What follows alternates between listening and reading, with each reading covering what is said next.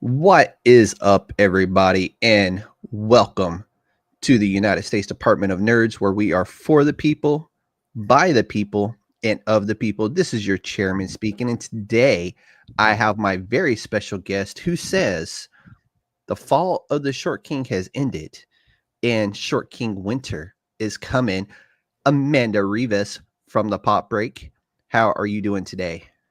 I'm great. I'm great. It's Short King Winter now, and I'm here for it. And I'm happy to be here. Thank you for having me. It's always a blast being here with you. We always enjoy having you on. Now let's play this wonderful intro. It's possibly the best in podcasting. Let's get after it. Yeah.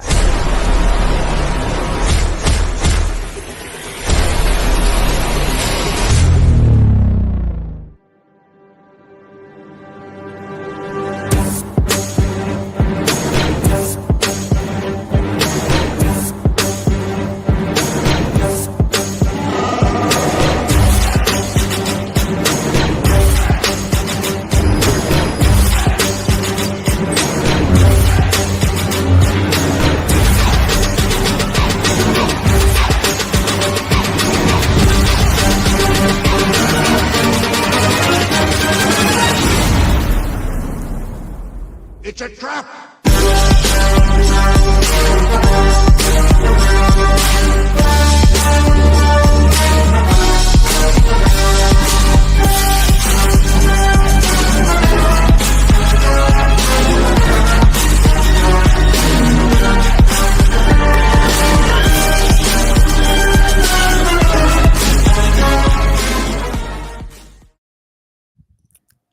All right. Amanda, what have you been up to lately? I know you have had a busy summer and fall. Yeah, it's been busy podcasting front. We're of course covering various topics of socially distanced weekly. And then of course, hey Kelvin. And of course we've been busy on That's my anime bro. pop. That's my brother right there. He's so great. Kelvin. Of course, we've been busy on anime pop as well. So lots going on the podcasting front, lots going on the cosplay front.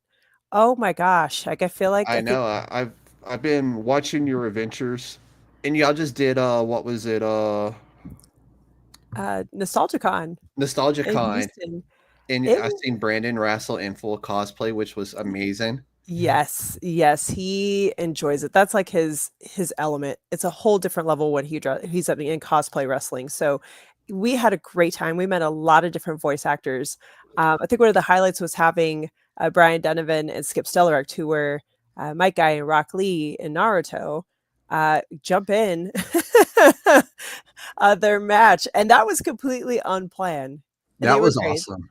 That was amazing. So we appreciate them so much. They're great people, and we had a blast. And we debuted new cosplays, I noticed and those it were was awesome. thank you. Yeah, so busy on the cosplay front. We're planning for next year. We're trying to get organized. In fact, Oh, good luck with that. yeah. I That's mean, the y'all. hardest part. I'm looking around me right now, and I'm like, we got a lot of storage in, so we're working on all of those. But of course, he's been busy wrestling. He's got, I think, at least another show for the end of the year for Hybrid School of Wrestling. So Mhm. that's December 21st. So he'll Okay. be wrestling and living his emo best life. So Oh, we're breaking back out the flocking emo, huh? oh, that's him. That is all him. People ask me like, is that? I'm like, the emo kid in him is real. He is the elder emo. That is That's all awesome. him. It's all That him. is so awesome. Yeah. But what about you, my friend? How have you been? I've been good.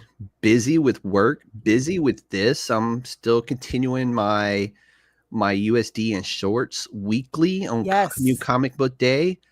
I recently did my first ever how do I describe it? I was asked to review a comic book on Kickstarter that hasn't come out yet. Nice. So the writer sent me all the press details. He sent me the journalist copy of the comic book. So I got to do a nice little blurb over on Blue Sky that I shared over onto all my other platforms as well. And I'm really excited for this book. It's called The Cryos. And if you're a fan of 80s punk rock and Okay. H.G. Wells stories and Matt's Headroom, then it's going to be a cool comic book for y'all to pick up when it comes out. Yeah, I love that you're doing the shorts, honestly, They're because really fun.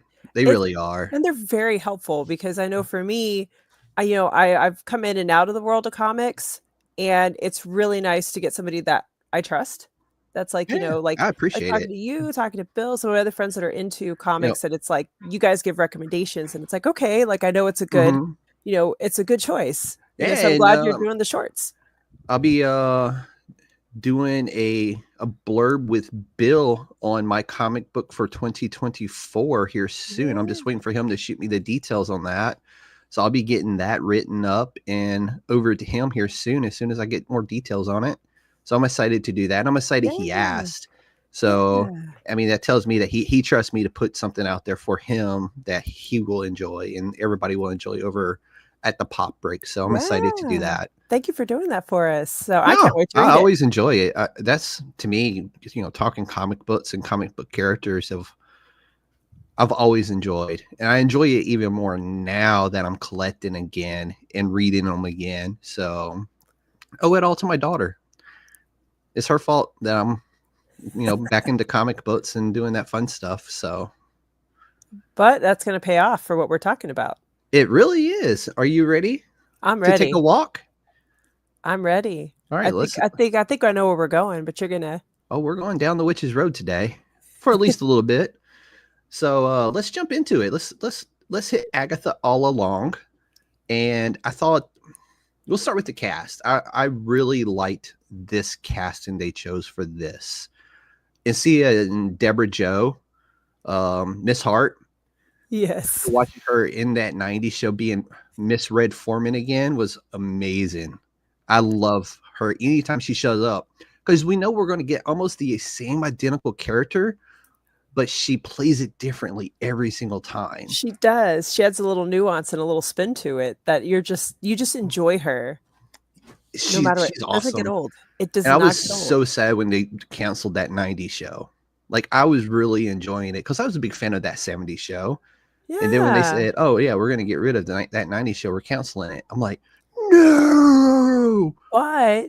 But not to totally tangent here, they are bringing back Malcolm in the Middle. Did you see that? I did see that, and I need to make my post on it because I'm excited about that too. I don't know if the other two brothers from Malcolm in the Middle are going to be It joining the said they're cast. bringing all the original cast back. Well, I thought there was one, the youngest one, who said he would never do the show again. We'll find So out. I'm not sure.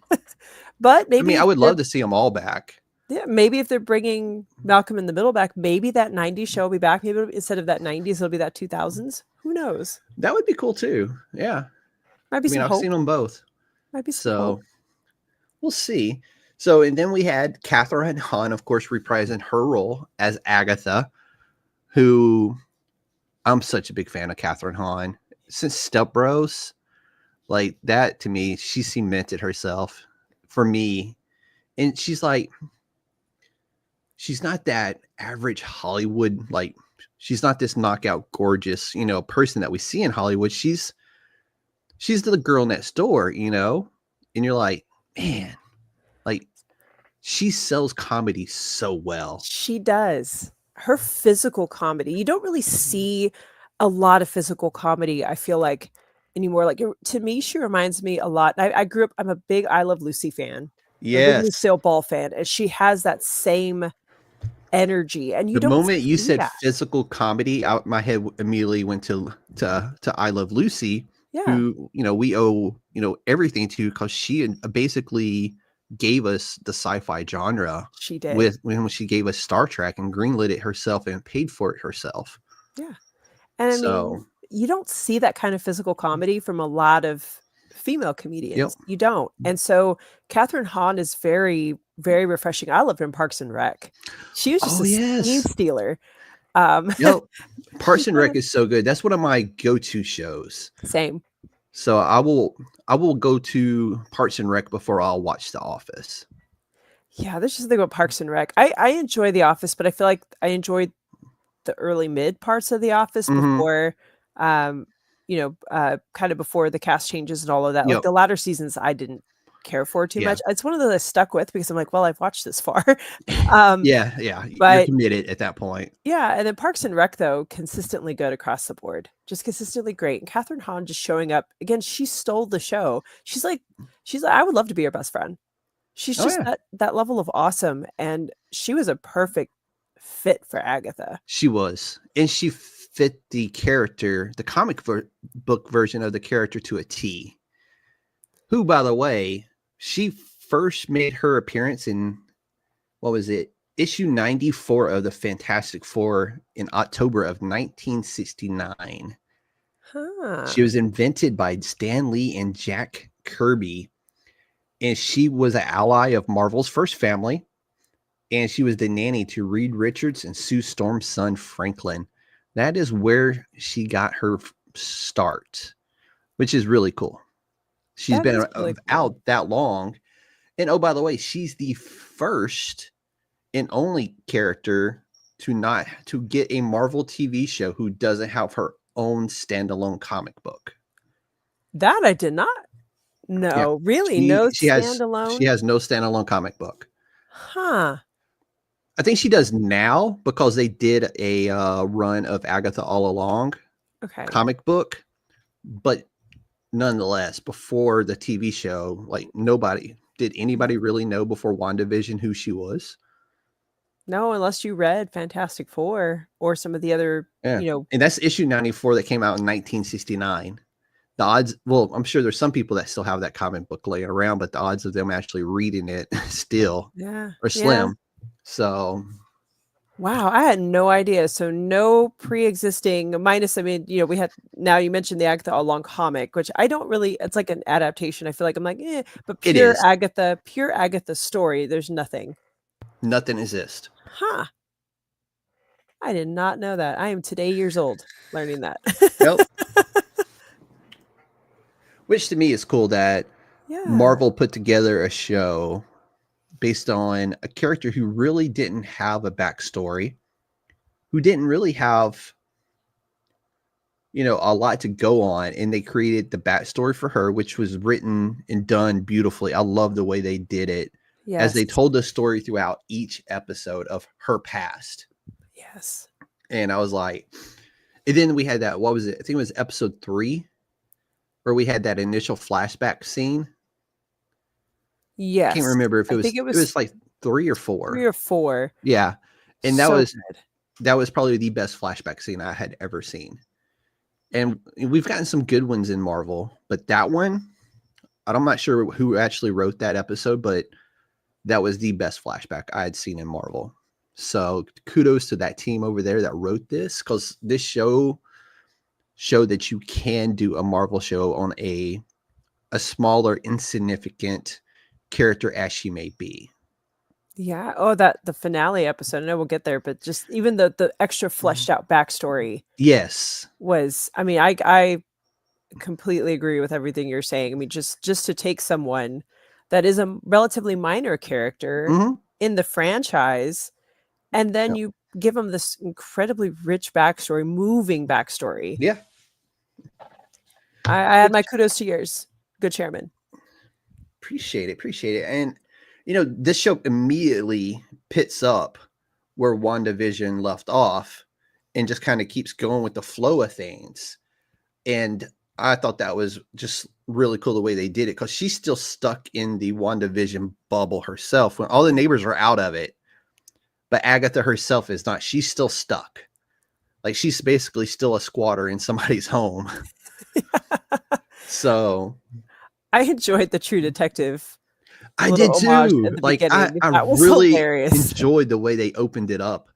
And I was just like, man, if the whole thing is like this, but of course, she comes out of it at the end of the episode when Aubrey Plaza makes her appearance, which I thought, well, I want to save Aubrey.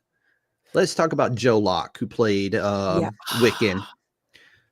Another character choice that I've never heard of this kid. Never heard of him. He may be like a 20-something. I don't know.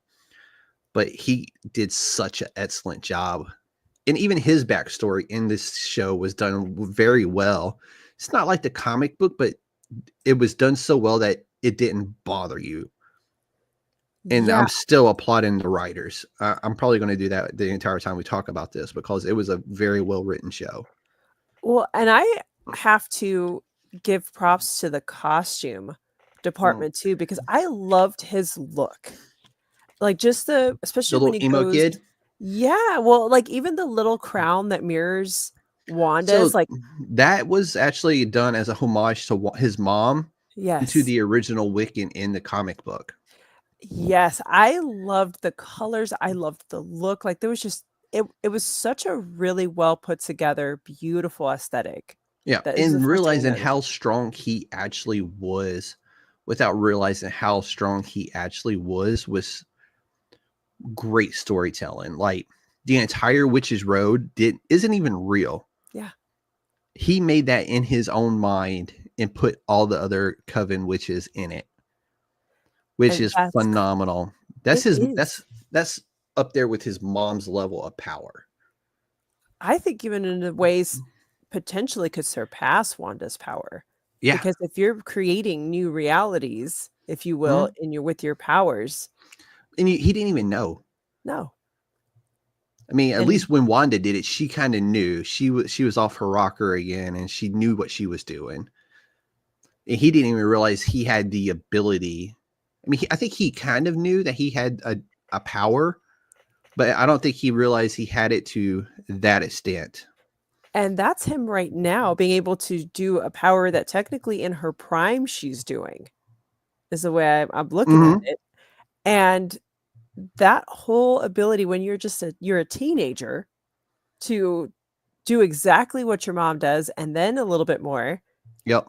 I'm like, wow, how much more powerful is Wiccan going to be? And then that's not even including his dad's abilities Yes. as well. So I'm like, how much more powerful is Wiccan going to be He's compared definitely to? nerfed in the show in the beginning, but I don't mind it because it was done Yeah. so well. You know, Well, and it made you care about him it really as a did. character. And so when his It did. story hit, Joe Lockman knocked it out of the park. He I absolutely amazing.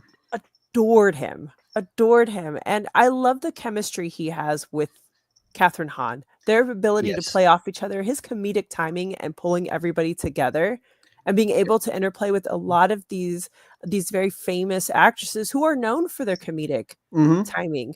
Um, just he fit in beautifully. So let's talk about the other coven witches. We had Sashir Zamata playing Jennifer Kell, I Ali On, who is a fantastic stand-up, playing Alice Wu Gulliver, whose mom wrote the song. And then we had, of course, Patty Patty Lupon LuPone, playing yeah. Lillian, who was their I forgot what she was. She was a psychic in the TV series. You get to see glimpses of the future. Yeah, and then Aubrey Plaza playing Rio Vidal, aka Death. But I like how when they were doing the flashback scene, how we seen how all of these people intertwined with each other to begin with. Yes. Yes. I thought that was brilliant when we got to Wiccan's backstory, if you Yes. will, and how everybody, yeah, how everyone interplayed. Like, here's how he saw, Yep. here's how he saw this person or this person and this person, and they're all here together. And it's the witch coven castings were perfect. Yep. And here's another cool thing. Jennifer Kell is one of the ghostwriters' cousin. Oh, you're good. I'm surprised mine isn't doing the same Yeah. thing. Somebody's at my, but like, probably, buddy, come on. He just wanted to make his presence known and just apologize for a little earlier, I'm sure. Nah, he's good. He's just doing what he does. Yeah. Um, but so I'm waiting to see because they've already said that Jennifer Kell's character, or Sashir Zamata's Jennifer Kell, will show up later on in a ghostwriter, type of role or movie or series, whatever they have planned for Ghostwriter. And I know Patty Lupon just got nominated for an award for a Best Supporting Actress, which was really cool to see that the show was getting so much love during award season. I don't Yes. know if they won anything, but it was cool to see a relatively unknown Yeah. character so well written that it is getting nominated, and the characters in it are getting nominated for awards. Yeah, I mean, I'm trying to think of. I have to go look at who else is nominated in the different categories because I'm wondering if they'll pick up something like special effects or Yeah. costume. Like I could see something along those lines. Although I hope that it would be lovely to see somebody from the show actually win Oh, I agree. I agree. something because they all did a great job. Their special effects team, especially the practical effects, when it came time Yes. to make Death in Aubrey Plaza, and how they Yeah. evolved her character per episode, slowly revealing who she was. And I was like, when she cut, like in the one scene where they're on the witch's road and she cut the fabric of time and just walked Yes. through it, I'm like, there's very few characters that could do that. So that at that point in my head, I'm like, she's got to be one of two characters that could do that. And one of them is Death, because Death is everywhere all at Yes. once. Yes. And I'm like, if she ends up being Death, I'm probably going to lose my mind. And sure enough, I lost it. I was just like, oh my God, yes, we have Death in the MCU. She's a perfect choice. She for really Death was. too. Like, her quirky character, and like she pulled like very much from her character on Parks and Rec. Like she had little sprinkles of her character from Parks and Rec, with how she was always Yes. very grim and very, like, I don't want to Well, say emo, but very emo. I feel like even some of the humor she injected was very April Ludgate style, and I was here for it. But I loved her costumes. Her look throughout the show just Her evolution was magic. yes. Yes. But I have to go back to Patti LuPone for a minute because I her backstory, and I love that they did this for the Witches Road. I know we'll talk about it, but her backstory and the way her story completed was so beautifully done. It really was. And her own flashbacks, and then finally her demise ultimately, and being back where she kind of wanted to be, and to reset herself with her, I think it was her grandmother in that she had the I don't know flashbacks if it with. was I don't know if it was her grandma, definitely her teacher. Yeah. But yes, like her, I guess her coven leader, I would suppose at that Her point. mentor, whoever it was. Yeah. But that to me was like, I hated to see her go because it was heartbreaking, but they did it Now, so well. do you think she's actually dead though? Because remember, she can hop in and out through time. It's Marvel. Nobody's ever actually like dead. So Because I'm like, they're telling us she hops inadvertently in and out through time yep. in different timelines. So I think she was discovering new powers as we went. yeah, but beautifully acted by Patti LuPone. Beautifully acted. Absolutely. And you had to have her sing. You had to have her sing. Yes. That I loved how each little trial during the Witch's Road was something just a little different. My favorite one was probably the band. Oh, I loved that one. I was here for the 70s Yes. vibe right off the bat. That was right up my alley. Did I want to take like Aubrey Plaza's wardrobe? Yes, I did. Everybody Yes, I did. did. Everybody Oh, did. dude. Everybody did. Oh, somebody wants to make an appearance. Yeah. All the fur babies are like, "Hi. Yeah. We're here today." He's like, I want to get to the other side, but you're blocking my way, dude. He's like, you have a microphone and everything else. And he's like, "You're talking about a band episode in 70s? Here I am. Yeah, To make my appearance." he randomly likes to show up. I stopped him from giving everybody a show of his starfish. So yeah. nobody wants to see it. That's his favorite thing to do. He'll hop It's very in and cat. he'll say, "Hey, here's my starfish. Everybody have a look," and then he'll jump off and go do his thing. It's about right for cats. Oh yeah, he's on par for being himself. So, but those. What did you think of how they did the Witches Road as each of the witches trial? I enjoyed it. Like it was. I like how, despite young Wiccan here, or teen as he's known, he doesn't know what he's doing, but he's doing it perfectly and helping everybody. on the way down the witch's road. Like his subconsciously, he's doing these things, and subconsciously, he's helping each one of his friends from the coven um, work through their own mental or what trial. Like each trial is meant to help each witch with their own problem that they're currently having, or however you want to say that. Right. And it was done so well. Like the way each one represented a witch and helped a different witch with their own problems. So I really enjoyed it. And how about you? I did. I enjoyed it. I thought that was a really great way to help you connect to each of the witches in the coven. I love that it was tied to the song lyrics, and so Yes. each journey, and it was really well done. And I feel like, for me, I even like some of the comedy that was injected. Like I was cracking up with the Jennifer skincare. Yes. Like it's, oh, we need like petroleum or something, like just up her there. She's like, I was like, it's just this kind of Yeah, a that was. jam. She's like, because she was cursed, and she was cursed by, one of Catherine Hahn's old, you know, somebody that she worked for previously in the past who wanted to dull her powers. So I like how everything just came back to every little thing. Like every detail around this coven is interwoven to such great detail, in that they were always interwoven, and just Yes. none of them never knew it until they started to walk down the witch's road. Yeah. So, So well done. So, like I said, so well done. I will keep going back to it. Kudos to this writing team and just this team in general, the actors, the actresses, producers, writers, directors, what have you, all executed this show so well. So I can't say that enough. So Yeah. What'd you think about the song itself? it's so catchy. I still find myself, singing it.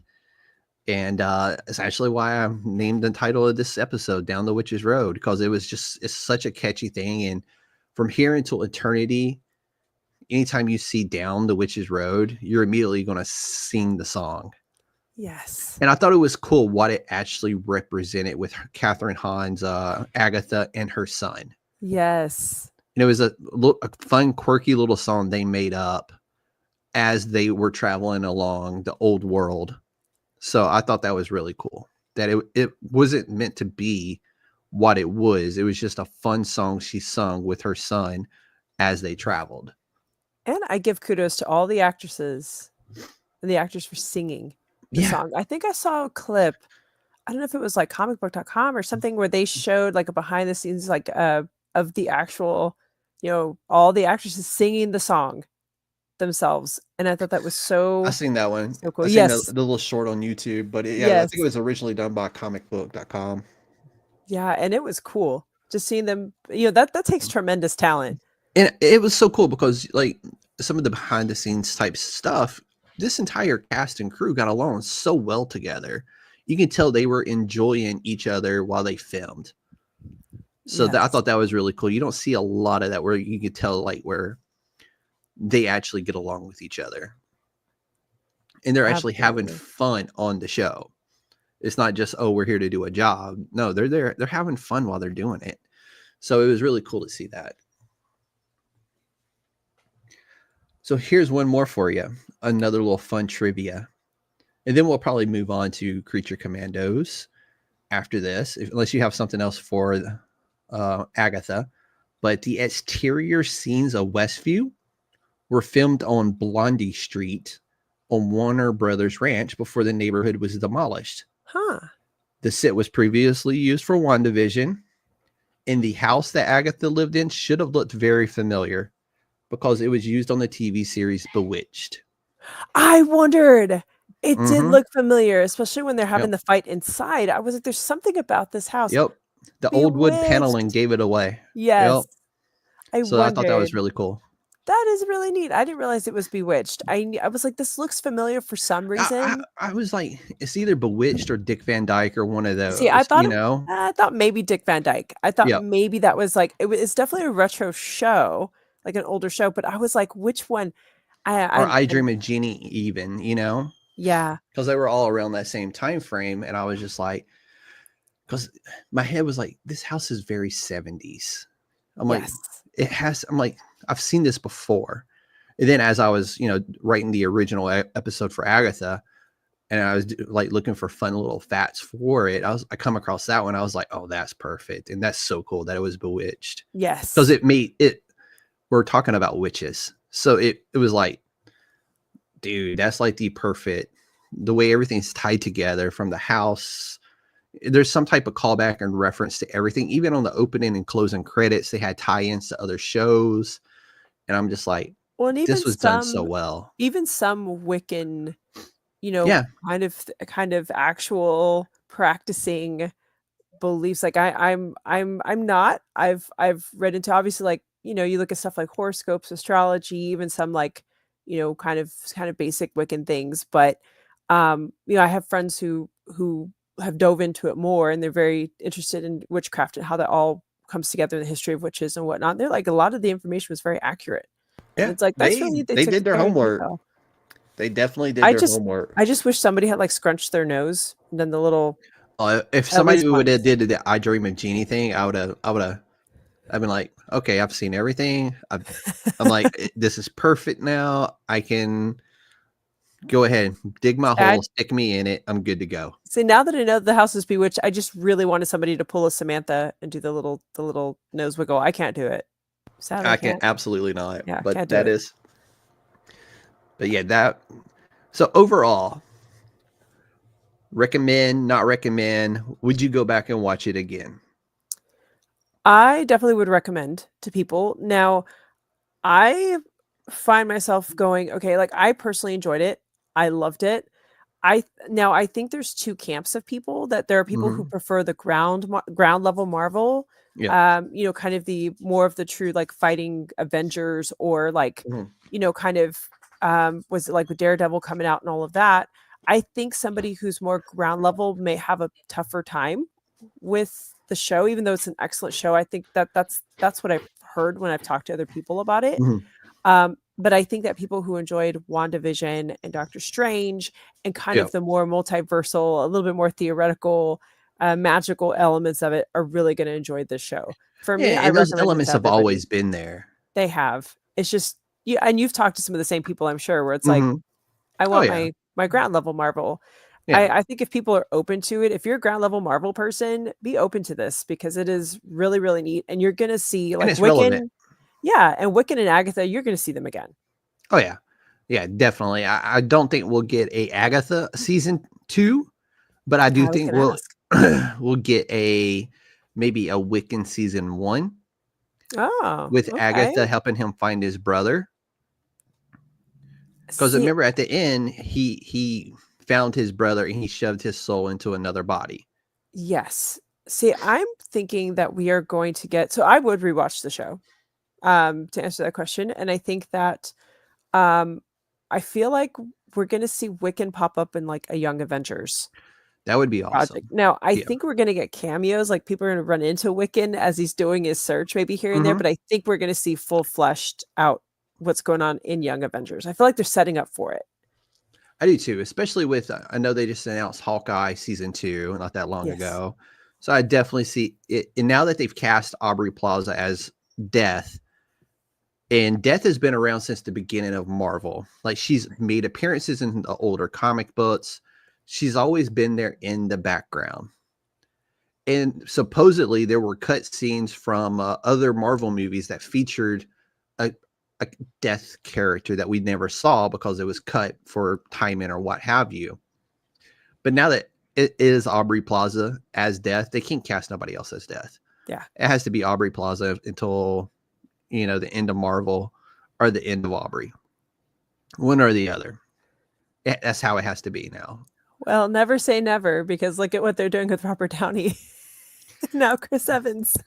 Yeah, and I wish when people would announce like, "Hey, I'm done with Marvel. Thank you for having me," they would just stay done, because I don't know how I really feel until I see what version of Doctor Doom we're going to get, or what version of Chris Evans we're going to get. Are we going to get Captain Hydra, Chris Evans? Are we going to get a alternate timeline Iron Man where he became Doctor Doom? So there's a lot of things there that I'm not really I think we're getting Beholder. feeling. I mean, that's possible too. I kind of feel like they're bringing back the original Avengers to be like evil versions of themselves and to really psychologically mess with everyone. That's Like, can you always a imagine? possibility. Can you imagine Tom Holland's Spider-Man? Like Doctor Doom pulls off the mask and it's Mr. Stark. Yeah. No, I mean, I can see that too, but we'll see. So never far, say never if they recast. yeah. I mean, I wouldn't be mad if they recast these guys because, I mean, they couldn't play the parts forever. Right. But we'll see how it works out. But you ready to talk Task Force M? Are we ready to bump into Task Force M on the road? Because I'm ready. Yeah, absolutely. I'm ready. Let's jump over to Task Force M, aka the Creature Commandos, who I've been a big fan of the Creature Commandos, and like just in DC in general, I'm a bigger fan of like the Justice League Dark, Okay. which some of these guys have been a part of that team in the past, and like the magic, more the focus on like the John Constantines and the Zatannas and that kind of stuff. That's always been my favorite DC characters. Not this Batmans and the Supermans and that kind of stuff, but these guys, these odd bunch of people that we have playing Task Force M. I've always been a bigger fan of these guys. So for me, this show is like a dream come true. Yay. So I was really excited when they made this announcement, and James Gunn was like, because he tried to get this show made before and DC shut him down. So as soon as he became the head of DC, he was like, hey, I'm greenlighting my own show that I pitched to you years ago. So good on him. He's like, oh, I'll just become the head of DC and do it myself. So then that's what he did. And this is the first part of his chapter 1 of DC that he's calling Gods and Monsters. So this is the first installment of that. And I'm ecstatic, to be fair. Such a huge fan of these types of comic book characters, your unlikely heroes, if you will. So for me, yes. I'm all about it. And we got Viola Davis back as Amanda Waller, Anya Chalotra as Cersei, which is another really cool kind of bottom, like she's from the same world as Wonder Woman. She's an Amazonian. That's yes, that's right. She is an Amazonian, but yep. I also remember the actress. She's from The Witcher, isn't she? She Yennefer. She is. That's Yennefer. I do like the magic connection. Yep. And I can guarantee you, with it being James Gunn, that was done on purpose. Yes. And then we got Frank Grillo, who has seen a resurgence of his career in the past few years, which I'm always happy to see. I'm a big fan of his. And he's playing he's playing Rick Flag Sr. And he's also been basically we already know we're getting the general Rick Flag in a live action because he's signed on to play Rick Flag in live action. He looks the part. I think he really does. Choice. And I like the fact that they took the animated version and made it very similar to him. So when he does show up later as the live action Rick Flag Sr., you're gonna be like, oh, dude, that's perfect. He's at that perfect age right now too, where it makes a lot of sense for him to be the senior. So then we have Indira Varma, who is killing it as the Bride of Frankenstein. Yes. Like, I loved episode 2 simply because they put that focus on her and Eric Frankenstein. Yes. Her would-be husband, aka the Frankenstein, whatever you want to call him. His actual name in DC is Eric. Oh, that's right. It is Eric. Yep. And I love that they brought, is it David Harbour? Yep, it's David Harbour. Yep. Who is, to me, like perfect. Hellboy, he was like, these types of role are 100% his lane. And, from Stranger Things to Hellboy, his version of Hellboy, and voicing Frankenstein. Eric Frankenstein is, Oh, to me, just and he's used to the practical effects and the makeup. So I mean, if they bring him into live action, yep. Which I've always like, to me, has been like, give me live action Creature Commandos, and I would not be upset. as long as the makeup it's not overly Yeah, CGI'd yeah. and it's a mix. Give me More a good mix practical. of practical Yeah. and CGI. Give me a Yep. mix. And then the legendary Alan Tudyk playing Yes. Dr. Phosphorus. He's also on tap to play Clayface in here, Yes. and another character as well. He'll be voicing on this show. So he's also going to voice Clayface on The Creature goat. Commandos as well. And yeah, he's goated at this point. Like, He's a goat. give him a start on the Walk of Fame. Give him whatever he wants, because this dude is another one. Since he did Resident Alien, has just seen this huge resurgence of himself, and I'm here for it. I love it. And do you think he shows up in Andor season 2? Because Oh, one of our absolutely. favorite droids. One of our Oh, favorite droids. absolutely. He'll be there. He'll be He there. will definitely be there. And I'm going to be like, you know what always struck me with Star Wars was droids. I'm a huge Yes. fan of the droids in Star Wars. Always will be. To me, that's been the most fascinating thing ever. And I was such a huge robot nerd that when Star Wars had droids, I was like, I'm in. Yeah. Say no more. I'm in. He's the only droid that has the distinction of making me cry. Oh, yeah. Yeah. I think he's the only one so far that Yeah. I'm just like, yeah. And he's perfect for that kind of stuff. And it's just, yeah.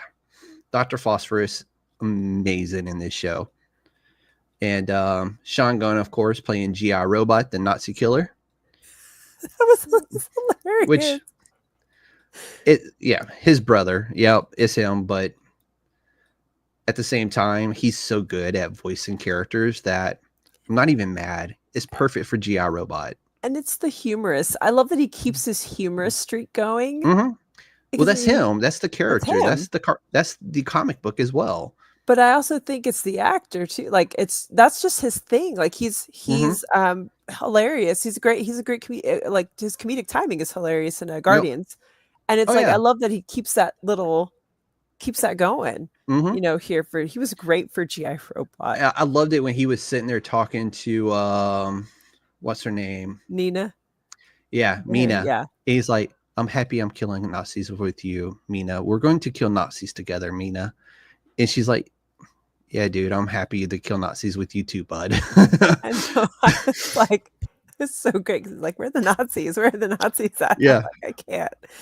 And I love when he's like guarding Princess Ileana, and he's just standing there and he's like, in the 1940s, I killed 700 Nazis, or 7 Nazis in a concentration camp outside of whatever, city it was. And he's just getting there giving his history, and Weasel's like knocked the fuck out on the floor, just like sleeping. And so I couldn't find the Weasel voice actor, but I'm guessing that's still done by I thought it was Sean Gunn as well. Sean, yeah, that's what I was thinking.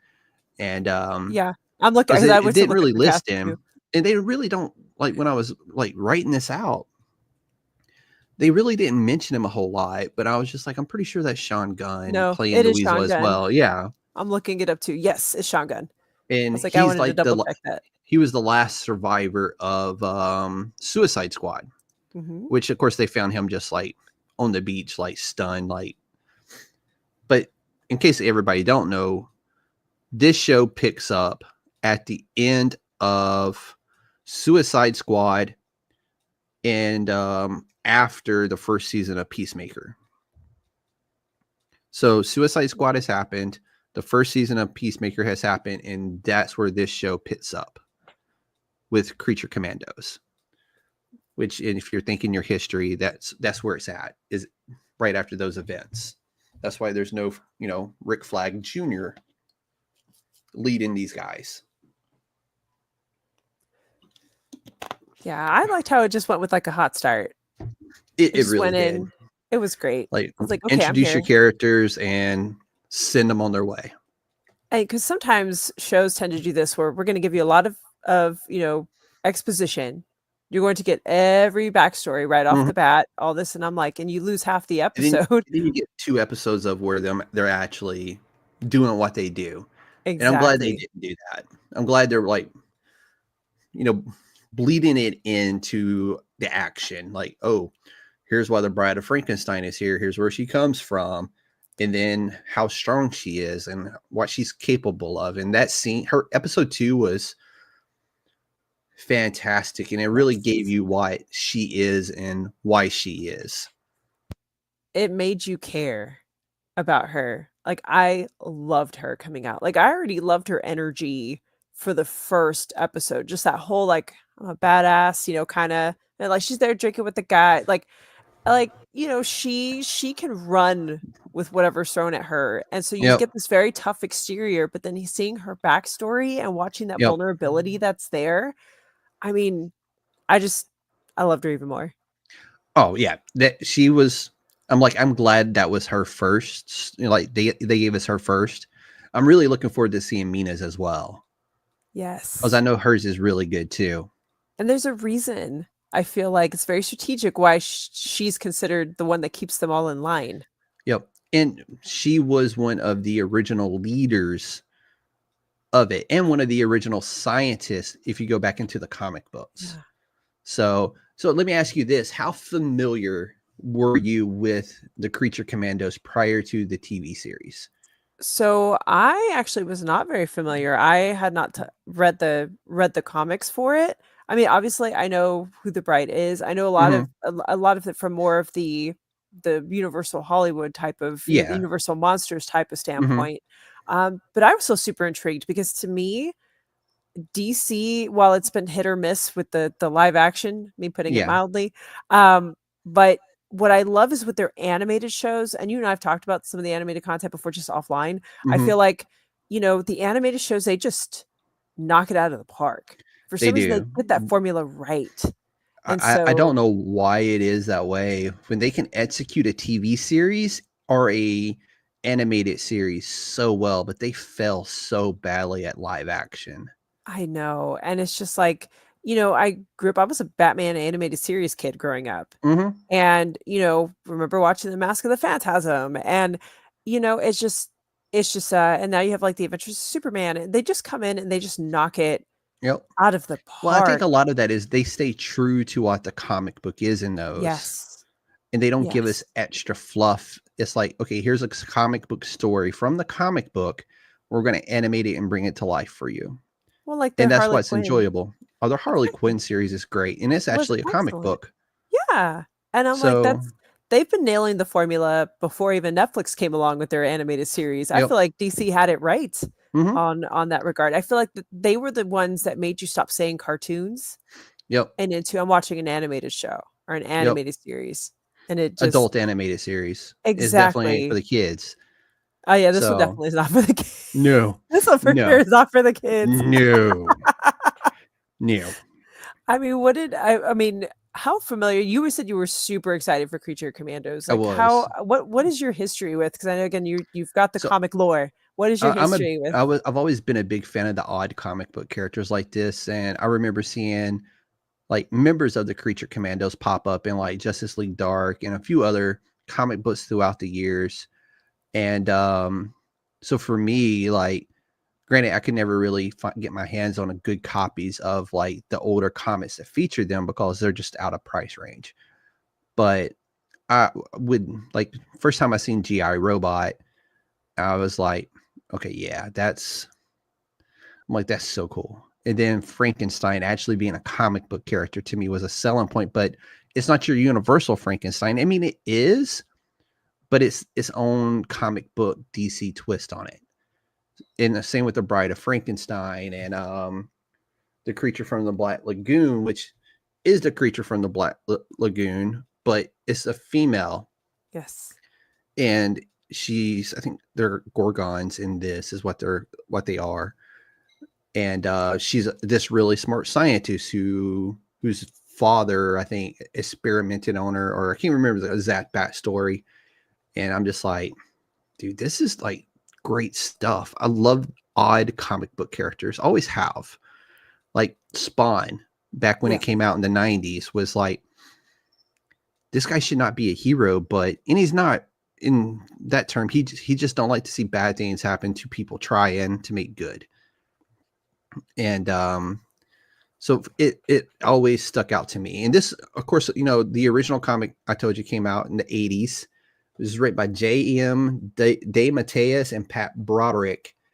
And it was a team of monsters originally brought together to fight Nazis. And I think the last time they actually appeared as a team in the comic book was the early 2000s. But of course, they, like I said, some of these guys have made sporadic appearances throughout the years in Justice League Dark and a few other magic-esque, because DC is very deep, unlike Marvel with their magic and their darkness, and one of Superman's vulnerabilities is magic. So they've always kept those kind of stories out there, and that these people pose real threats to their mainline characters, despite them not being like Superman-esque type of stuff, type of level of superhero. But that's the one thing I've appreciated more about DC and their older Vertigo comics. And well, now Vertigo is back, so we're starting to see that come back onto the shelves as well.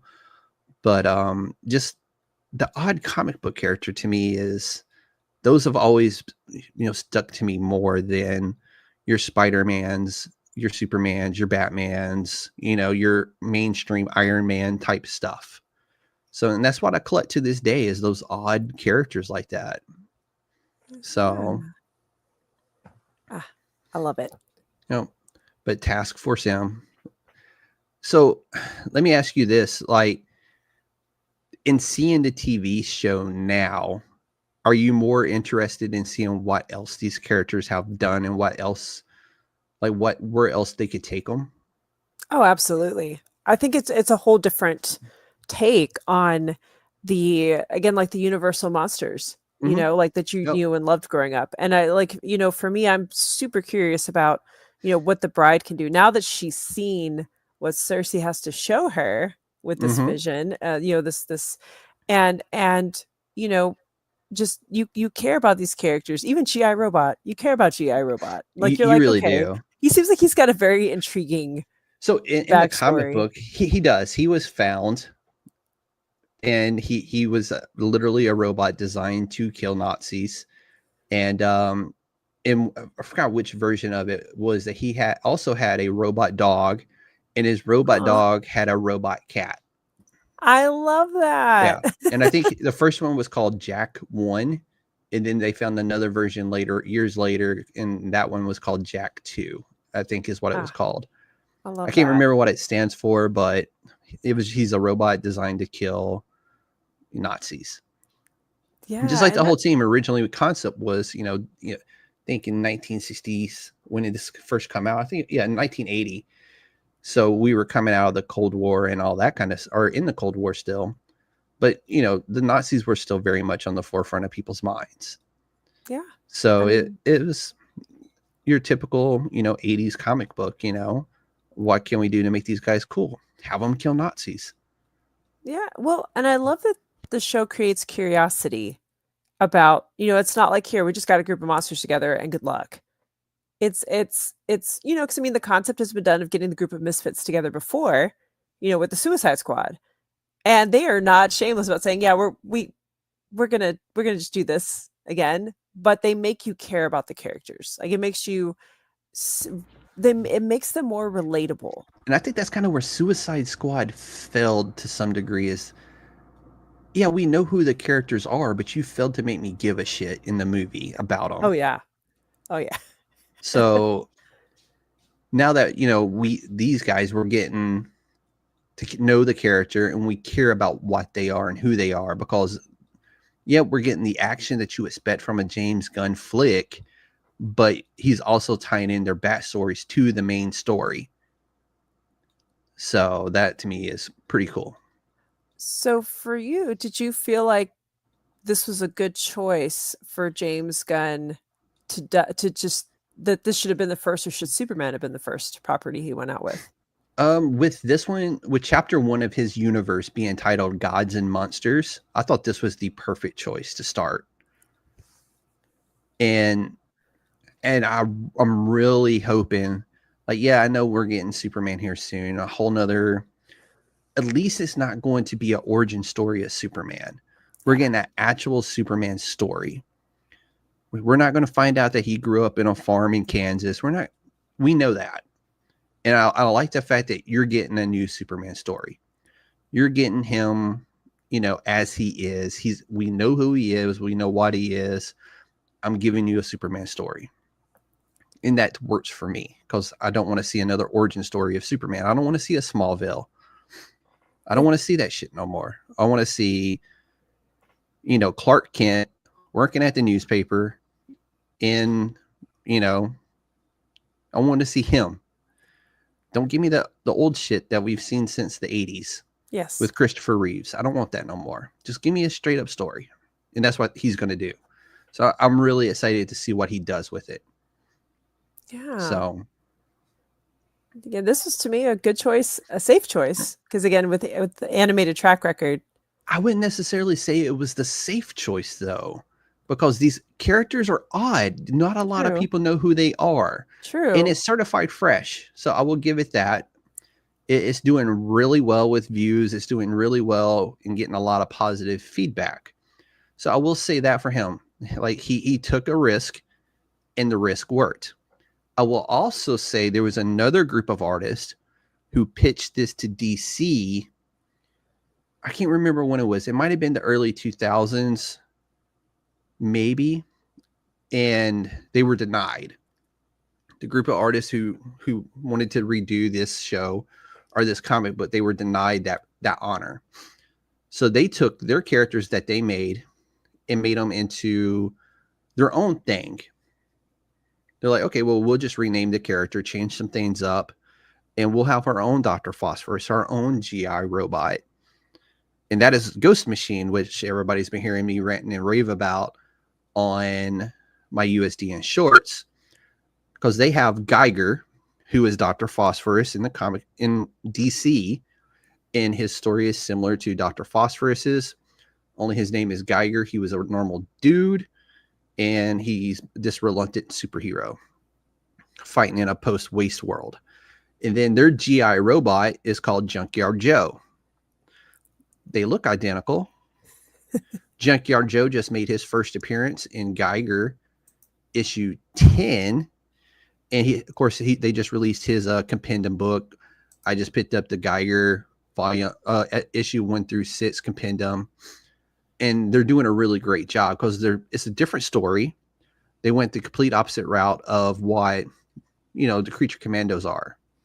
But it's still, they're obvious that these guys got frustrated with DC trying to make a comic book for them and did their own thing. And their own thing is killing it right now.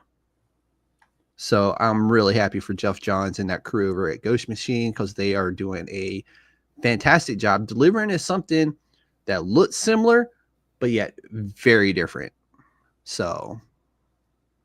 I know. I'm so glad we got Creature Commandos, because again, it's a fresh take. It's not like, hey, let's revisit a character that characters that we've seen done to death pretty much in DC. Yep. And it's still characters that, even if you haven't read the comics, you're familiar with. Like, who doesn't know who the Bride of Frankenstein is? Yep. Who doesn't know who Frankenstein is? Yep.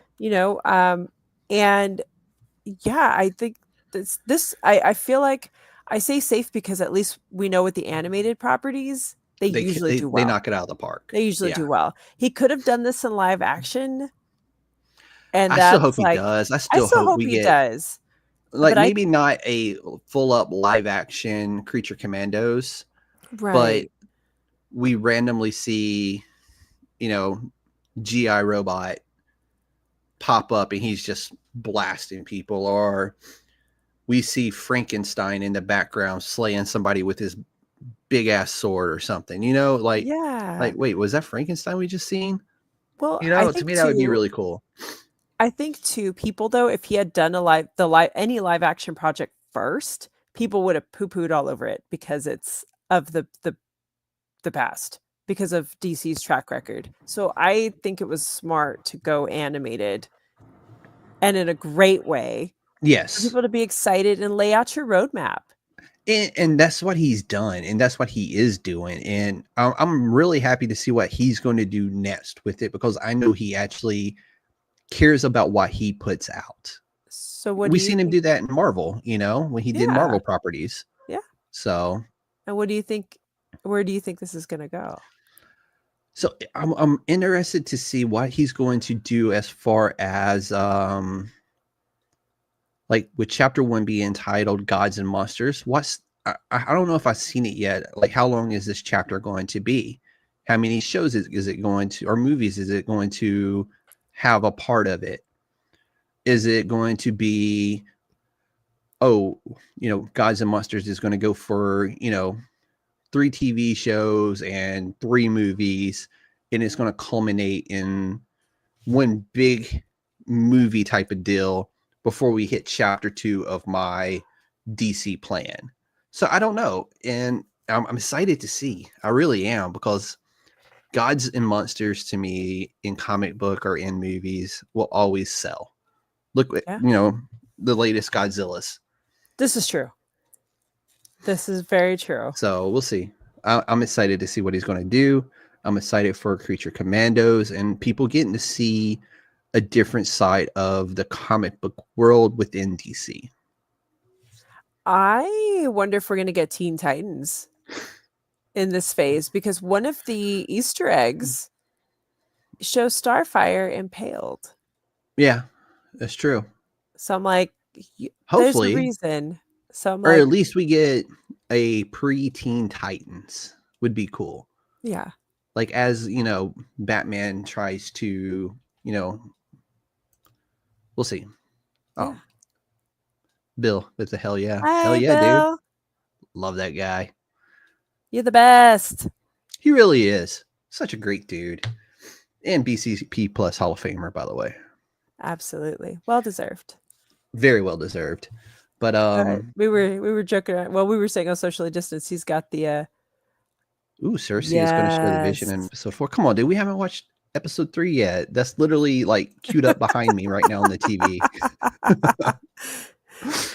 But that goes to show he's our Rick Flag senior over there with He's got the look. He's got the look. he's got the look. He's got the look.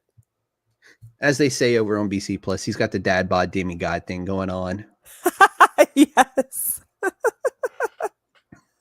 But I'm excited, and I think James Gunn is going to do a fantastic job as the head of DC. Him and his partner, I can't remember who it is off the top of my head, but I know that Peter Safran? yes. Yes. And I know Jim Lee is still in charge of their comic book division, so I know that's in safe, the most perfect hands they could be in right now, because Jim Lee to me is a god amongst men when it comes to comic books. He's done some of the best runs I've ever read of any book, and he just greenlit DC Vertigo again. So I'm excited that we're getting Vertigo back in the comic book world. So, and if for those who don't know, so the lady who was running DC before she stepped down, her biggest thing was, I hate Vertigo. I'm shutting it down. I don't like the content it creates. So she was done with it. She shut it down, boarded it up, shut it down. Created DC Black Label, which kind of picked up some of the titles from Vertigo. And because Vertigo, they focused more on the adult side of comic book storytelling, the blood, the gore, less superhero type stuff, more storytelling, like with the Last House, or the House by the Sea and the House by the Lake, which are great reads, by the way, if you're into horror and suspense and thriller and just different type of stuff like that. Vertigo was responsible for things like John Constantine back in the day, Preacher, and titles like that, the darker side, the magic side of the DC universe. Jim Lee is like, I'm in charge. I'm bringing back DC Vertigo. And the first title that came out on Vertigo was the follow-up, the House by the Sea, which again is the follow-up from the House by the Lake, I think is what it's called. And great reads. So I'm happy that DC is in good hands on both sides of the fence. and what they're doing right now is phenomenal work. Hopefully it stays that way. That's my hope as well. Like I feel like DC for the first time in a very long time, all the way around, consistently across all of its properties, is in good hands. And it's a win for all Superman of is us. going to be its make it or break it. Yeah. Oh gosh. Yeah. I mean, I want them to succeed. I want them I to really do. succeed because it's one of those where they succeed, it kind of forces everyone else to step up too. Like with Marvel, they're going to step it Mm-hmm. up. The winners will be the fans Yep. because we Oh yeah. get The better winners are content. always the fans, but they're still going to complain about it. But it Oh doesn't yeah, matter. We're winning because we're getting great content by both exactly. companies. Exactly. So speaking of companies, Hmm. um, and things that are broken, let's talk about a broken starship that Yeah. kidnaps kids and runs away. Yes. So we're talking, of course, about Star Wars' Skeleton Crew. I didn't know what to expect from this, but it had the Goonies and Space vibe, and I was here for it. And yeah, where to start with this one? So we knew it was going to be geared toward kids from everything that we had seen so far. It gave the Space Goonies vibes, but we didn't know how it was going to get there because they really did tight lip it, so to speak. But how are you feeling about it right now? Oh, I actually really enjoyed it. I'm an Amblin kid growing up, so ET, Mm-hmm. kind of gave me that energy right off the Yep. bat, especially with the first like the teasers and the trailers. We It get to is look at very much an 80s kid adventure it vibe type of is. show, and I'm It, here for it. I love it. yeah, like And I we even got an really ET reference in episode 2. exactly. So Exactly. So I was like, thank you. Thank you. And I actually liked that this is a little bit more geared towards kids. And it's I not did like too. Yeah. it's not like it's for little kids, but like kids like 10, 11, Kids 12. your And I son's age. exactly, exactly. And I feel like it's geared towards kids, kind of like how I look back to how old I was when I watched the original trilogy, about the same age. Mm-hmm. Like, it I feel like it's a good way to get to get the kids on board, but yet still Yep. is fun for the parents to watch. There's Mm-hmm. still plenty of content for the parents to watch, but it I was mean, nice to have what was it in the 90s? We had TGIF when we yes. had all those fun TV shows on a Friday night because we weren't old enough to really go out and do Yeah. anything, but so they provided entertainment for us on home on the TV. And we had Urkel, who of all things made a appearance. Like when I seen him, I was like, he grew up and became a space Urkel's pirate. in the Ark. Yeah, pretty much he is in the Star Wars universe, y'all. Steve So Urkel is out there.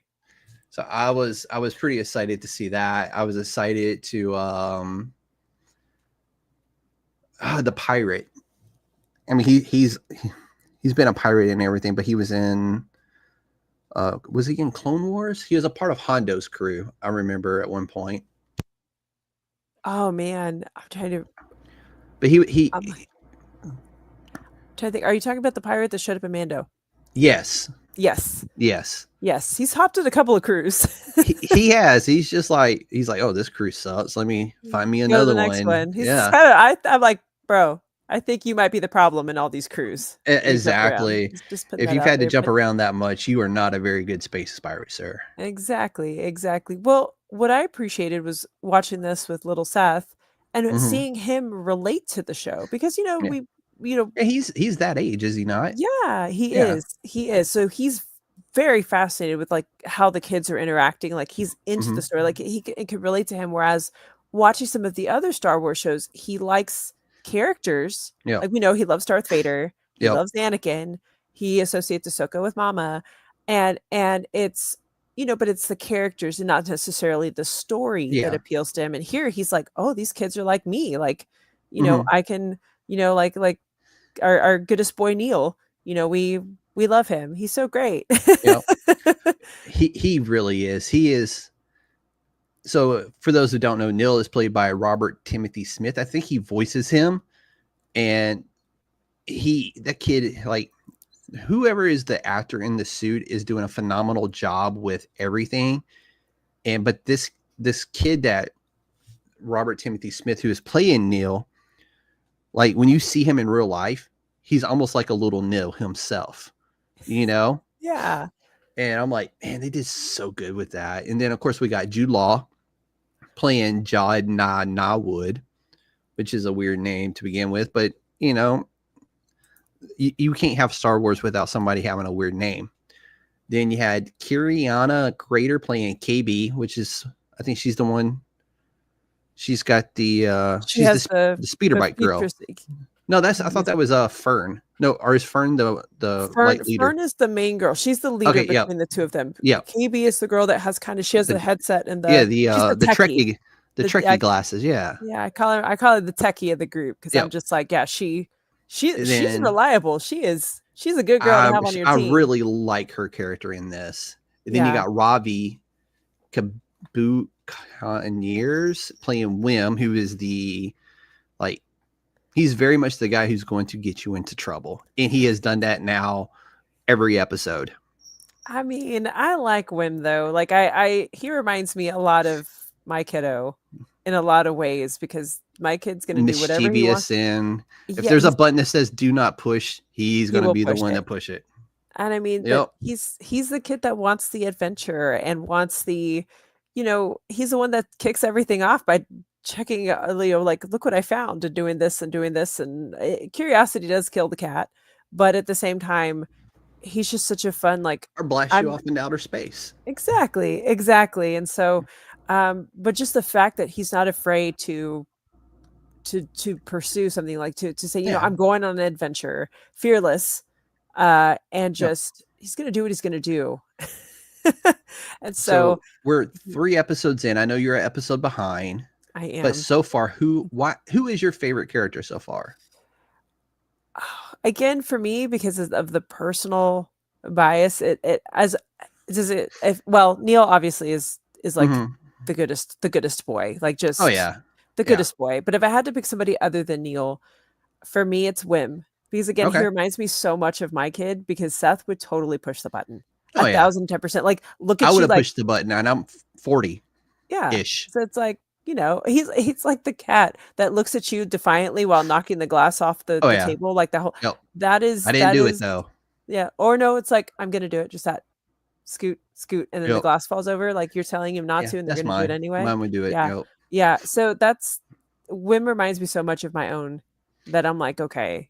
And you feel for Wim though, because you see where he's at. Like, he's a lonely child. Yep.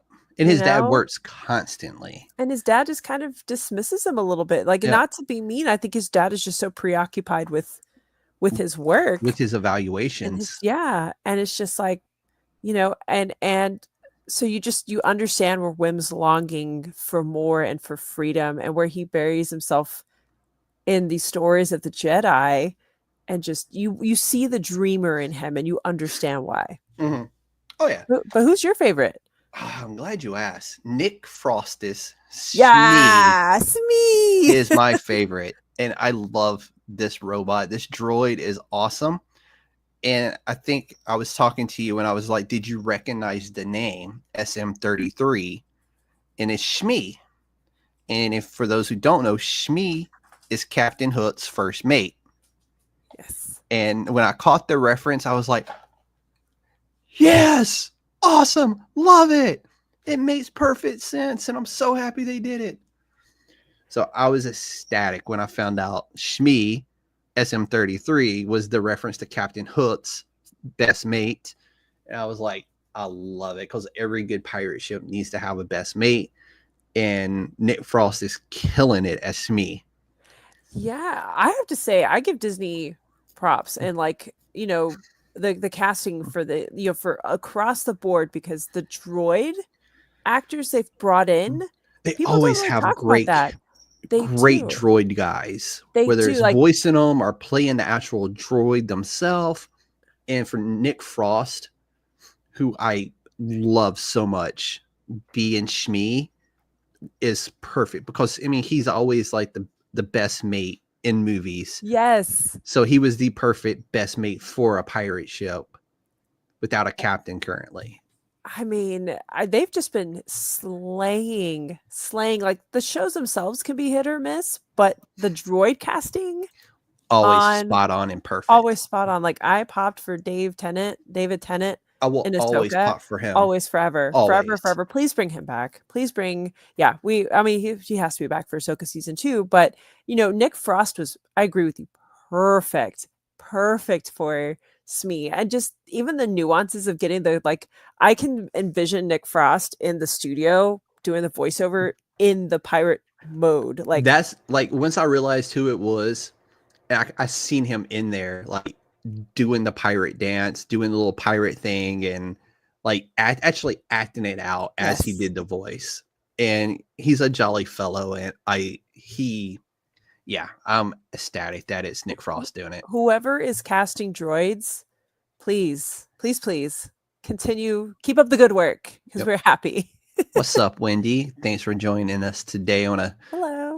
a very special start time for us. Normally we're doing this at 8:30 at night, and today it just so happened to work out. And I like this one. I think if we do this again, I'm just going to call it Saturday morning special, I like it. just like in the cartoon days. Yeah. I think that's Well, what we're going to call this one when we do a Saturday morning special. it's very fitting given that this has given us this 80s at the time when we had. Exactly. It's all we had. I mean, I was raised on cartoons and bowls of cereal. Facts.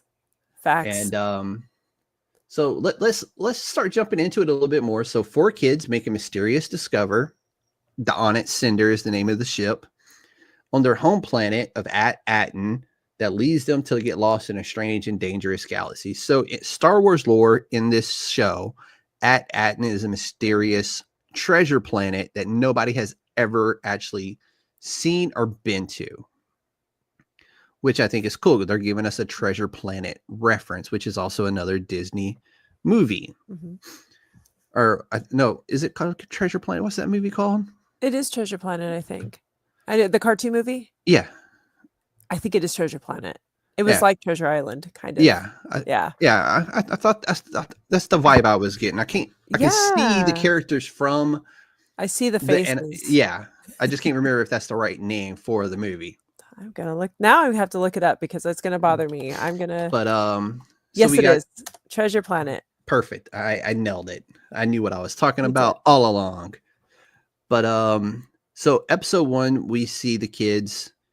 They're in school. It's boring. We notice, of course, they're getting ready to take their, what I could guess is like a career assessment test that determines their futures at such a young age too, which it makes sense for this hidden planet that at a very young age, these kids would be doing a test like this to determine, their role in society, basically.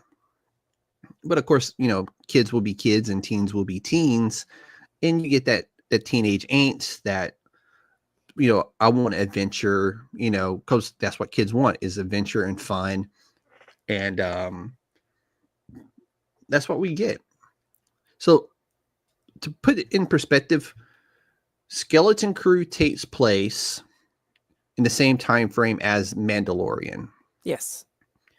So that way, because so when we think about it, it's before the Ray series. Yes. So I just wanted to make that known and clear in case anybody was wondering. And so episode 1, like I was saying, they're doing this test to determine their futures. Yeah, I think was the end of episode 1 or during episode 2. I think it was right at the end of episode 1 is when they blast off. Yes. In the Onyx Cinder and clear the planet's barrier, which the planet is hidden by a barrier.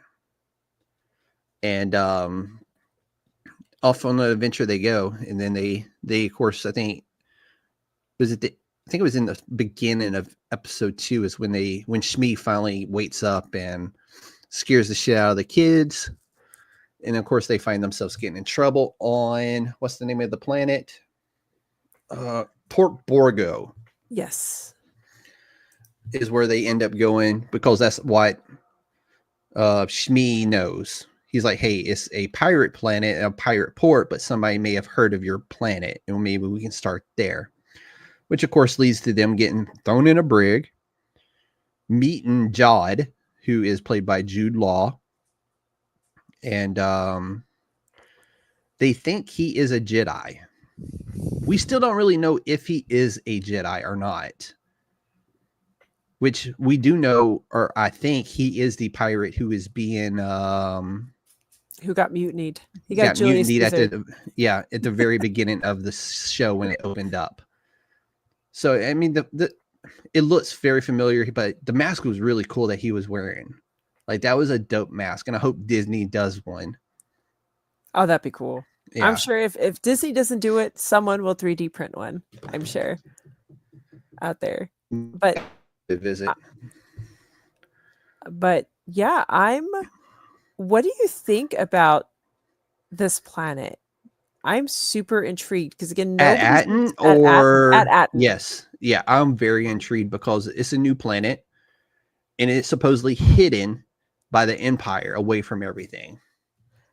Well, the crazy part, it's almost like for them. The second one. Oh, what you doing, Evie? Huh? What you doing, Evie? It's like you're talking about cute, like, space creatures and kids, and I have to be part of the cuteness. I have to be part of it. That's Evie. That's my daughter's.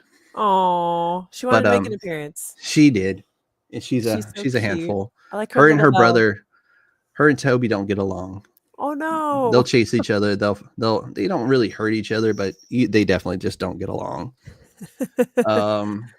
But for me, it's almost like the planet, like Order 66, never happened, and the events of the original trilogy never happened because I was, they do feel like they're locked away. Yes, and very outside of it. Yes, they're a part of the Empire still, but they seem cut off from the outside world. Of the greater dangers happening within the Empire. And looking at like what they're doing with the Great Work, like the way they kept referencing that's a High Republic reference.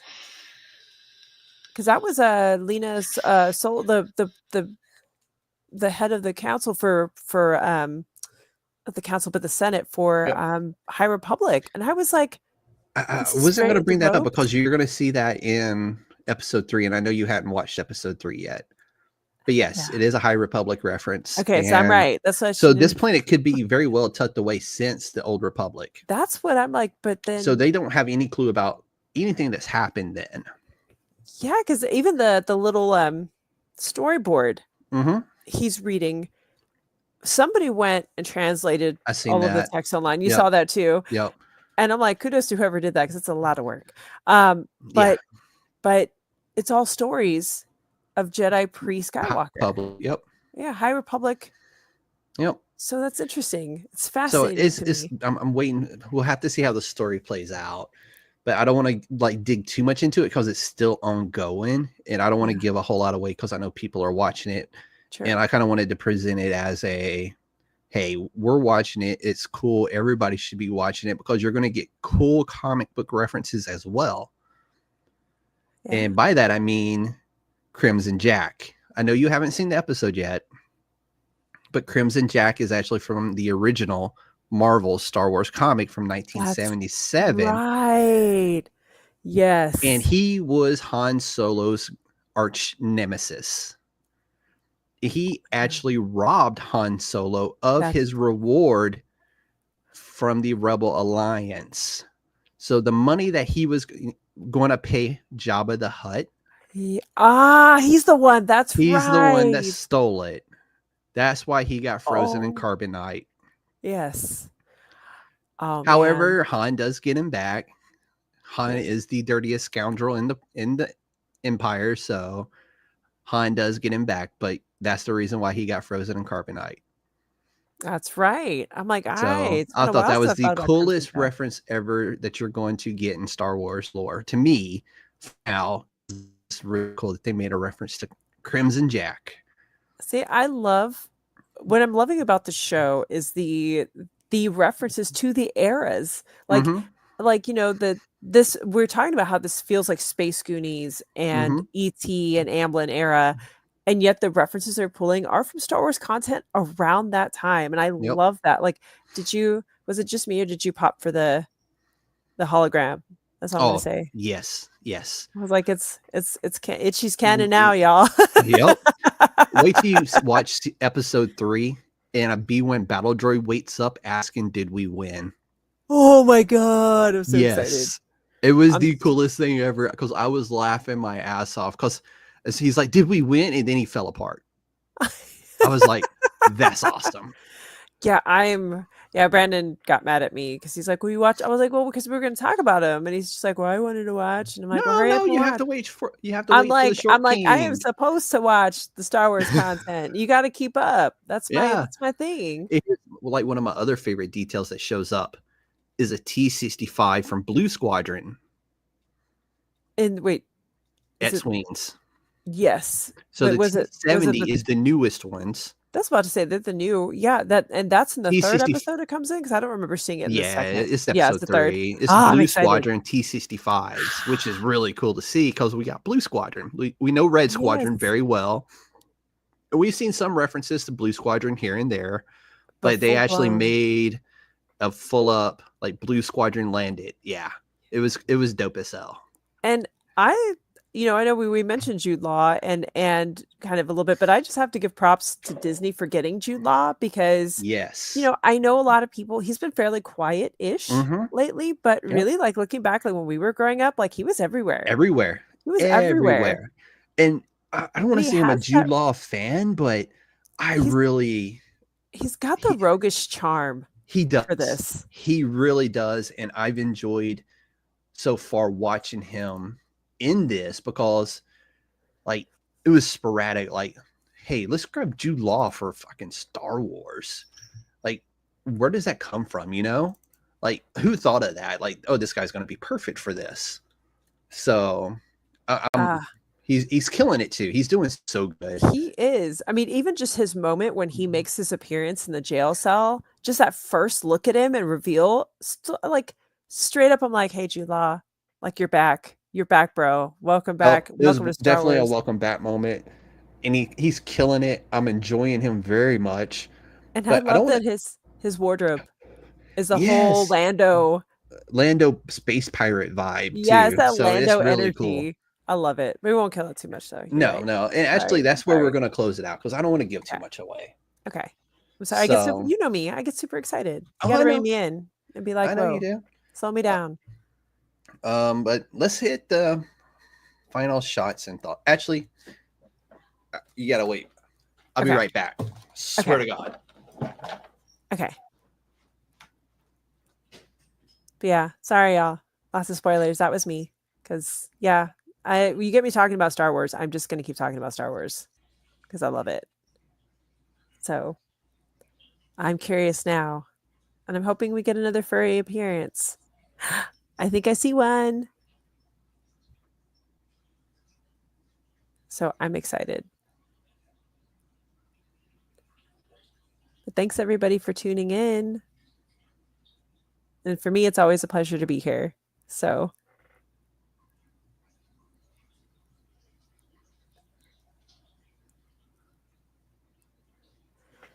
and I'm like, yeah, if y'all are looking behind me, this is my massive pop collection. So that's only part of it. We have our Star Wars pops downstairs.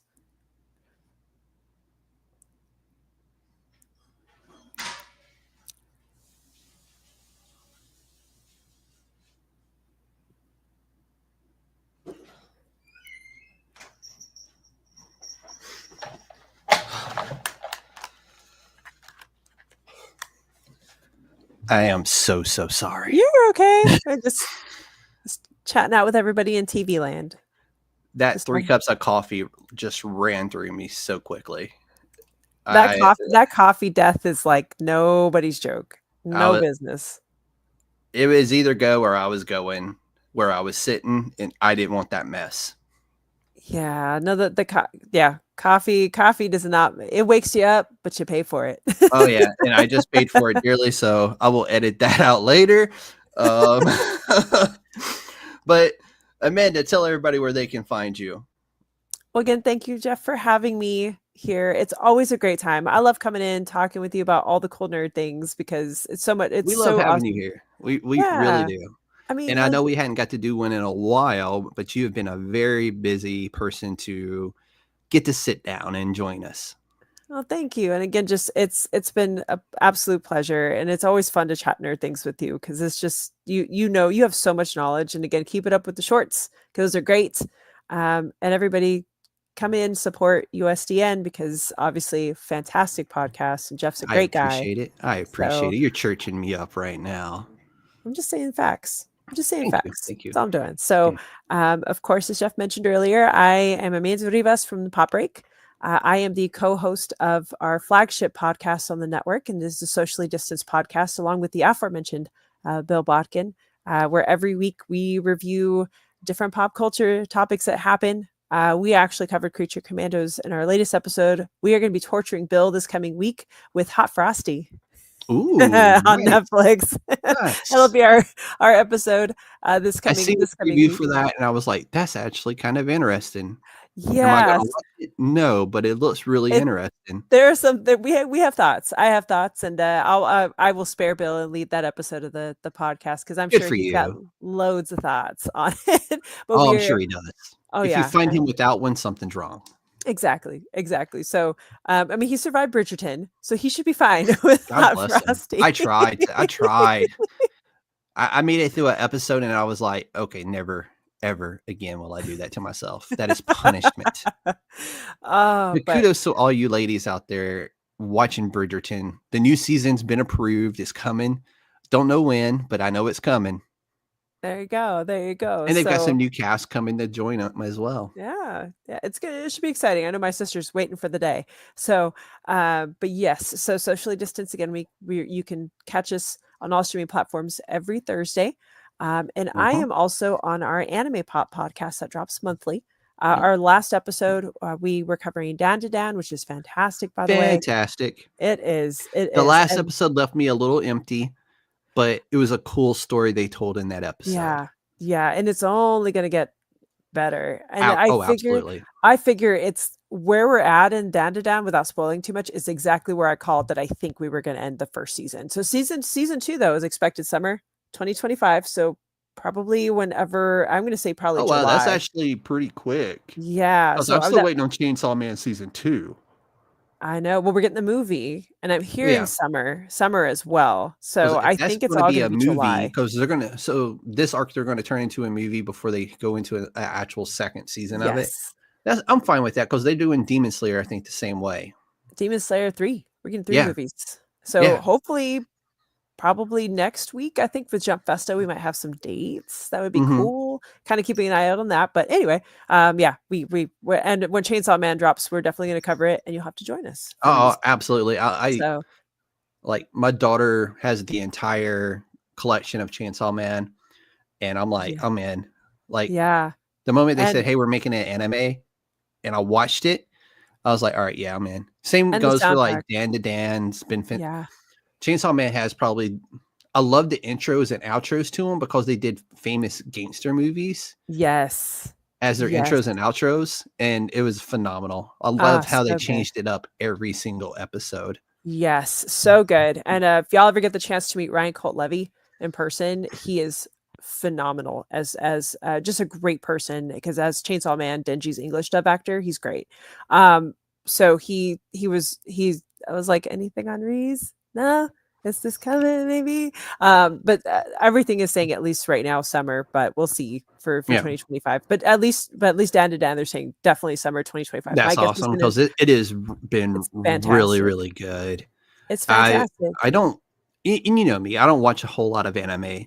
So if I'm actually sitting down and watching an anime, you know it's really damn good.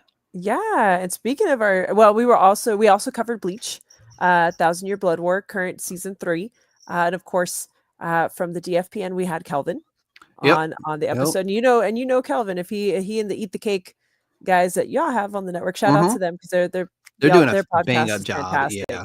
I tune in when I can and very much a fan of their podcast as well. So if they're recommending it, you know, Yeah.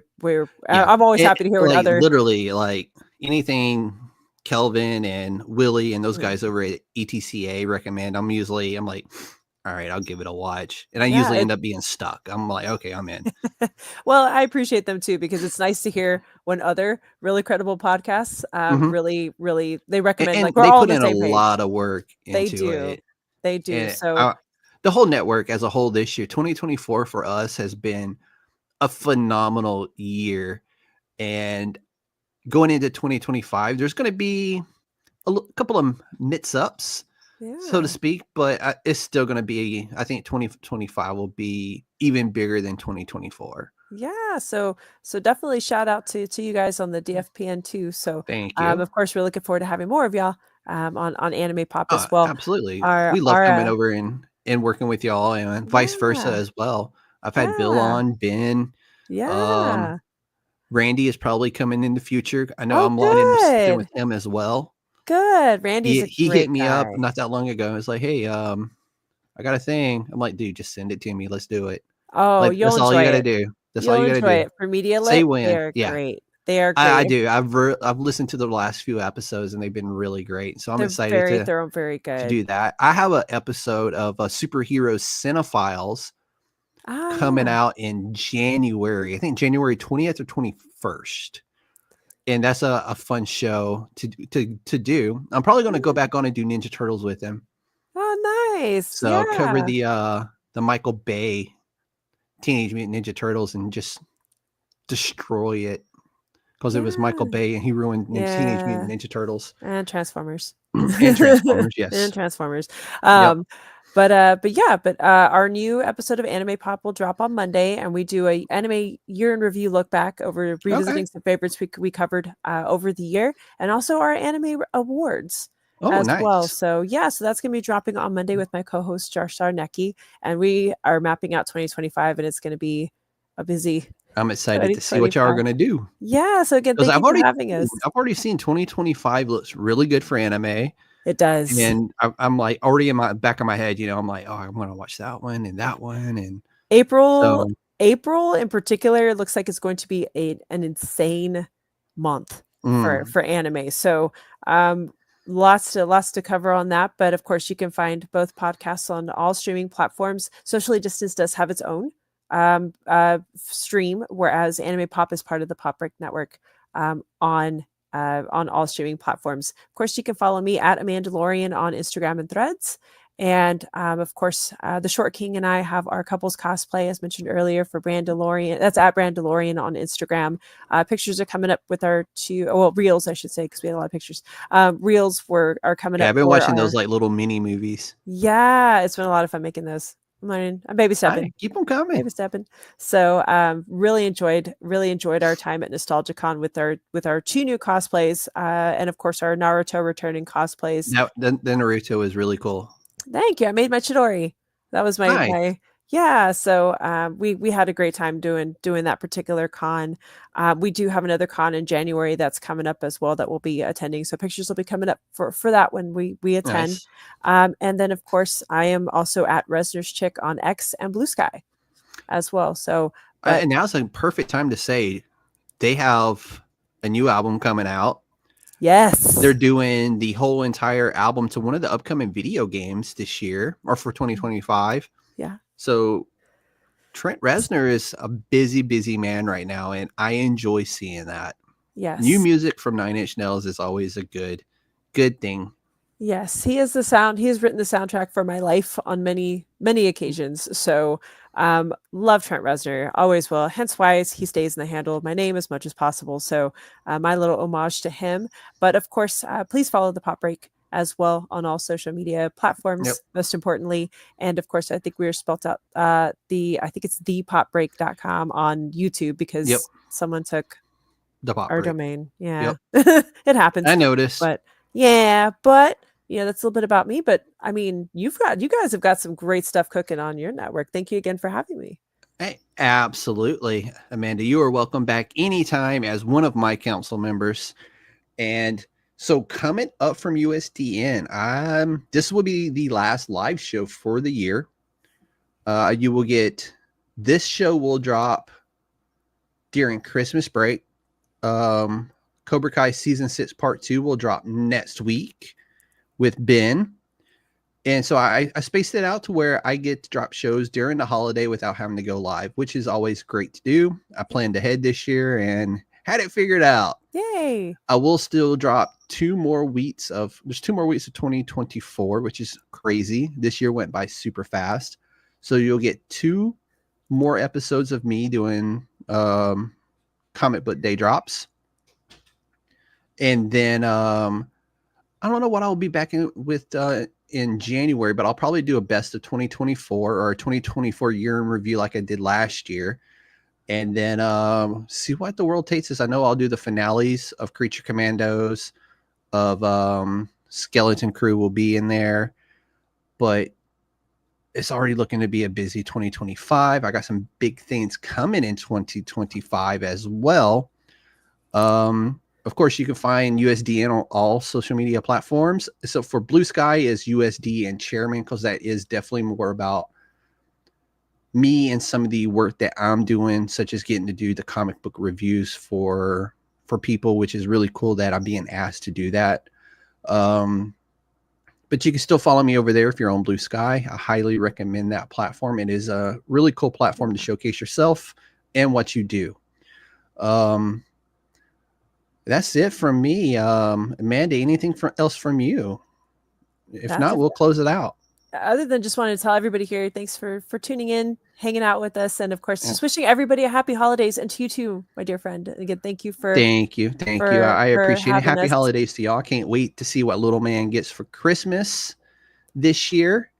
As always, a big thank you to DFPN for giving me a platform to give you this podcast on.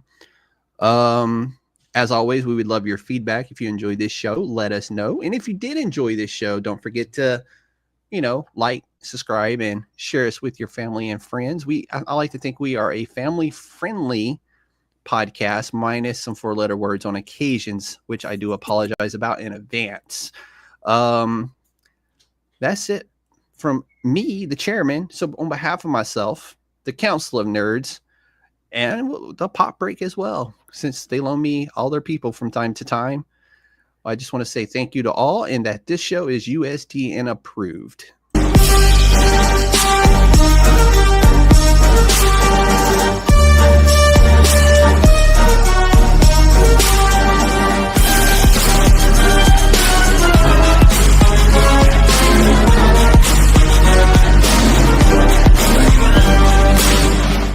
It's a trap!